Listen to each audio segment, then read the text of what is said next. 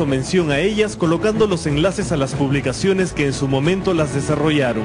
Yo hice la remisión a los links correspondientes, es decir, no es que yo estuviera afirmando que esta persona tuviera tales conductas, habían las referencias. Entonces existían las referencias, eso es lo que en términos jurídicos se llama reporte fiel. Es un reporte fiel de cuestiones que ya habían sido presentadas por otros medios. Y por hacer ese reporte fiel, sin ninguna motivación, he sido sentenciado. El primer caso que menciona Godoy en su blog es el sonado caso del Jaguar. En 1997, Aduanas del Perú denunció a Mufarech por el delito de evasión tributaria. Pues en marzo de ese año se compró un auto de lujo marca Jaguar. Todos los documentos de importación señalaban que el auto había costado $40.000, pero Mufarech presentó una factura en la que indicaba que solo le había costado $18.000, con la supuesta intención de pagar menos impuestos por el lujoso vehículo. El segundo tema al que hace alusión Godoy en su post de abril del año pasado es la denuncia contra Mufarech por supuestamente haber impulsado medidas arancelarias para favorecer a sus empresas. En el 2004, Jorge Mufarech fue denunciado por haber ejercido supuestas presiones para que el gobierno de Perú Posible, del que era congresista, promulgue la ley de salvaguardas para productos importados de China. El principal beneficiado de esta ley habría sido el propio Mufarech, pues una de las fábricas de propelina más importantes del país le pertenecía a su familia. Y en tercer lugar, Godoy recuerda la demanda por tráfico de influencias y fraude procesal contra Mufarech.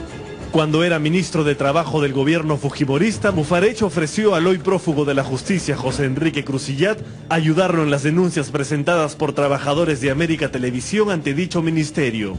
Ha venido acá una denuncia y tiene una inspección por asuntos laborales. Ajá. Yo todavía al tanto he aguantado todo el asunto, ¿verdad? Pero esto va a ser manejado de una manera muy especial, así que...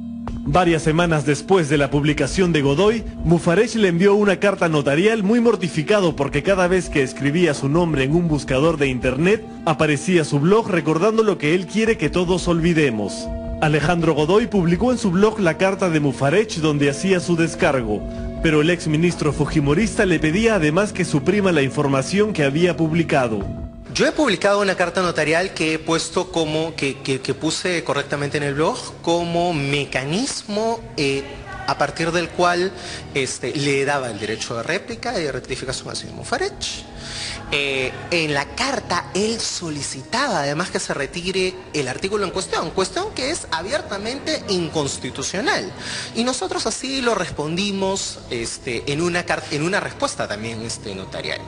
Luego o casi en paralelo con la carta notarial es que vino la demanda del querellante. Como no logró su cometido, Jorge Mufarech demandó a Godoy por difamación, pese a que el blogger solo había hecho referencias a otras publicaciones periodísticas que habían investigado 3 denuncias contra el empresario textil.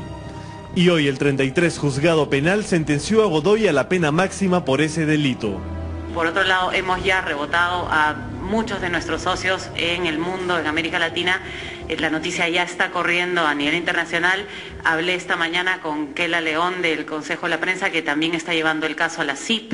Entonces estamos los gremios y las organizaciones que vemos el tema de libertad de expresión bastante preocupados con ese asunto y moviéndonos por todos lados para que esto tenga un freno. Esta tarde el Instituto Prensa y Sociedad ofreció una conferencia de prensa para alertar sobre los peligros de una sentencia que atenta contra la libertad de expresión. Constituye un caso en el cual se trata de una publicación en internet que recoge fuentes de otras publicaciones que se encuentran en web, que han sido debidamente linkeadas y que han sido debidamente corroboradas. Esta sentencia no es solamente contra mí, sino contra cualquier persona que desde internet quisiera publicar una información que es de relevancia pública. No tiene una sola línea en la que nos explique por qué razón la conducta de José Alejandro Godoy califica en este tipo penal, y lo más grave todavía es que no tiene ninguna sola línea en la que se haga cargo de los alegatos de la defensa. Nosotros hemos puesto a disposición de la jueza en nuestros alegatos la doctrina del reporte fiel, es decir, por qué razón no es posible condenar por un delito de difamación a un periodista que lo único que hace es informar lo que se informó con antelación respecto de un personaje público. Pero Jorge Mufarech ya ha convertido en estrategia de defensa y amedrentamiento demandar por difamación a todo el que se atreva a criticarlo o recordar su oscuro pasado. El querellante ha procedido a hacer diversos tipos de demandas judiciales a diversos periodistas que lo han criticado. Todas, absolutamente todas, al final han sido perdidas.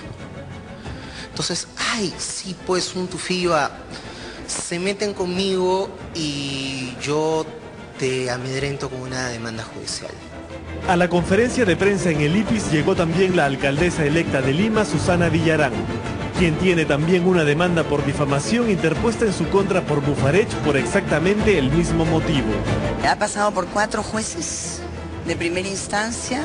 De alguna u otra manera se han dado maña para decir que ellos no pueden conocer el caso y lo han pasado de un juzgado a otro juzgado. Nosotros hemos pedido la nulidad del proceso. También fue por un post en mi blog, en La Mula, y afecta, por supuesto, a mi libertad de expresión, ¿no? Pero la sentencia condenatoria contra Godoy no solo llama la atención por la ausencia total de argumentación de la jueza Flor de María La Rosa para sustentar la pena, sino que esta magistrada aparece en la página del Observatorio para la Gobernabilidad del Jurado Nacional de Elecciones como afiliada al Partido Aprista Peruano. Y esto es preocupante porque, más allá de cualquier vinculación, la ley de carrera judicial, ¿no?, es clara en su artículo 48, inciso 11 de la ley 29277, califica como una falta muy grave el que los magistrados estén afiliados a partidos políticos. Hará la investigación correspondiente para ver la posibilidad de interponer ante la OCMA, como ha ocurrido en otros casos, algún tipo de queja respecto de la imparcialidad de la magistrada, además de la falta de motivación, que es sin duda el aspecto más grosero de esta sentencia. Alejandro Godoy y su abogado han anunciado que apelarán ante la Corte Superior el polémico fallo de la jueza aprista. La sentencia emitida hoy no solo condena injustamente al blogger, sino que podría convertirse en un grave precedente para futuras agresiones a la libertad de expresión. Susana Villarán también fue citada para que le leyeran su sentencia. Esto fue al inicio de la campaña electoral. A raíz de, digamos, toda la bulla que hicimos, le suspendieron la lectura de la sentencia hasta nueva fecha y hasta ahora no se la leen. Pesa sobre ella, teniendo este precedente, ¿no es cierto?, una espada de Damocles, porque probablemente le inventen un delito con consecuencias que podrían ser muy graves. Vamos a hacer una pausa y regresamos con mucho más de un caso que no solamente, como ven ustedes, afecta a un periodista y a un blogger, sino que tiene consecuencias muy graves para este gobierno, porque se trata de una jueza militante del Partido Aprista, y el Partido Aprista no ha dicho una palabra sobre el tema. Volvemos. Estamos con nuestros invitados. Más adelante no se pierdan un informe especial de Carlos Hidalgo sobre una nueva compra. Claro, mientras nosotros estamos distraídos en estas cosas, el Estado sigue comprando cosas de una manera que necesita una lupa, ¿no? O por lo menos que la Contraloría se ocupe. Eso lo veremos después. Ahora estamos con el señor Pereira, abogado del señor Godoy, y ellos nos van a explicar qué ha pasado esta mañana. Porque además me han estado contando una serie de cosas que ya son increíbles. Bueno, muy bien, hemos contado un poco qué has dicho en el blog.